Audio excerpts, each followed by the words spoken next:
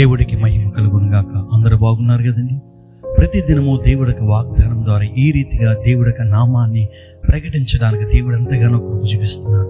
మీ జీవితంలో దేవుడు ఈ వాగ్దానాల ద్వారా గొప్ప కార్యాలు జరిగించబడాలని మీ అందరి కొరకు నేను ప్రార్థిస్తున్నాను.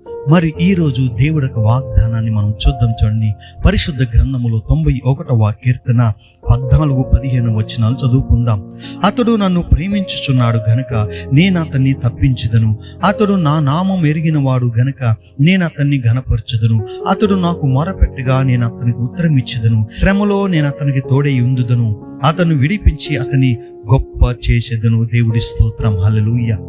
దేవుణ్ణి ప్రేమించేవారు వర్ధిల్లుతారండి, ఆశీర్వదించబడతారు, మేలులతో తృప్తి పొందుకుంటారు. ఇక్కడ మాట్లాడుతున్న మాటలో అతడు నన్ను ప్రేమించుచున్నాడు గనక నేను అతన్ని తప్పించెదను అన్నాడు. అవునండి, నువ్వు దేవుణ్ణి ప్రేమిస్తే గనక ఆపదల్లో వచ్చినప్పుడు, కష్టకాలంలో ఉన్నప్పుడు, ఇబ్బందికరమైన పరిస్థితుల్లో ఉన్నప్పుడు దేవుడు నిన్ను తప్పిస్తాడు.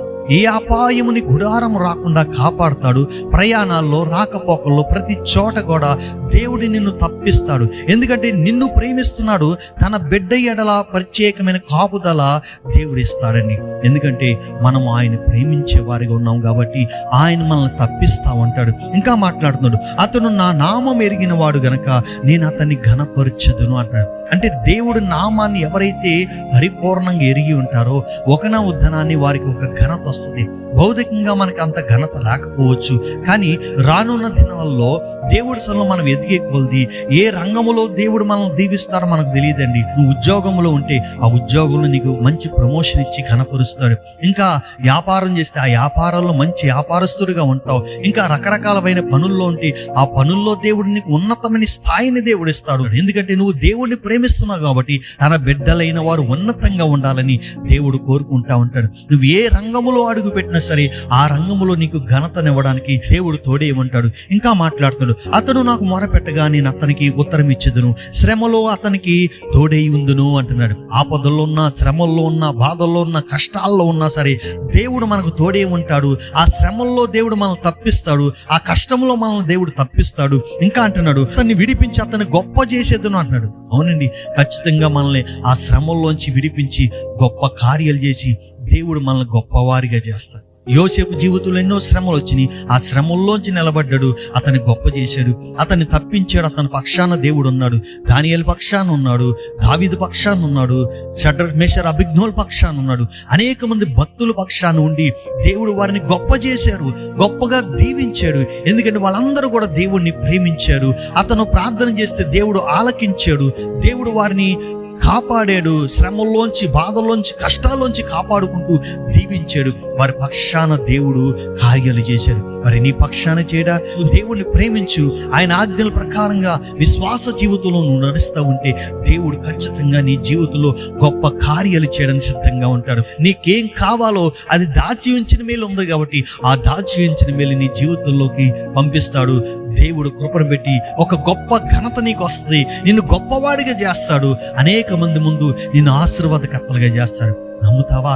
నమ్మి విశ్వసించినట్లయితే దేవుడు అసలు ఈ వాగ్దానాన్ని ఎత్తిపెట్టి నువ్వు ప్రార్థన చేయి. ప్రభువా, నన్ను గొప్పవాడిని చేయి. ప్రభువా, ఇప్పుడు దాకా నేను అనేక ప్రజల ముందు నేను తృణీకరణ పడ్డాను. ఇప్పుడు నన్ను గొప్పవాడిని చేయి. లేమిలో ఉన్నాను, కష్టంలో ఉన్నాను, బాధలో ఉన్నాను, ఇబ్బందుల్లో ఉన్నాను. నన్ను గొప్పవాడిని చేయి ప్రభువా.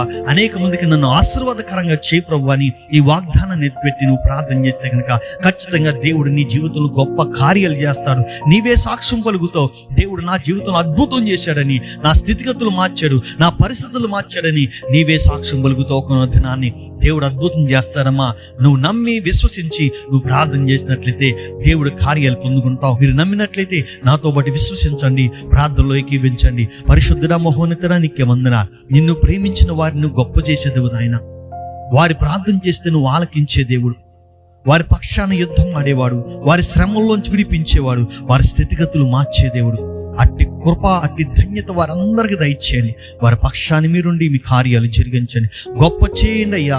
స్థితిగతులు మార్చండి అయ్యా. పరిస్థితులు మార్చండి ప్రభువా.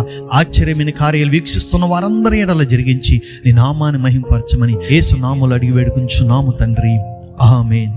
ప్రియ సహోదరులారా, వాగ్దానం సర్వశక్తి గల దేవుడి దగ్గర నుండి వచ్చింది. ఆ వాగ్దానాన్ని నమ్మి విశ్వసించి దేవుని ప్రేమించి దేవుడు కార్యాలు పొందుకోండి. దేవుడు మిమ్మల్ని ఆశీర్వాదకర్తలుగా చేస్తాడు. ఈ వాగ్దానం విన్న మీరు మీ మట్టికే కాక అనేక మందికి షేర్ చేయండి, సబ్స్క్రైబ్ చేయమని చెప్పండి, లైక్ చేయమని చెప్పండి. అప్పుడు దేవుడు యొక్క సువార్తలో మీరందరూ కూడా మాతో పాటు పాలిభాగస్తులు అవుతారు. దేవుడు మిమ్మల్ని దీవించి ఆశీర్వాదకర్తలుగా చేయునుగాక. ఆమేన్.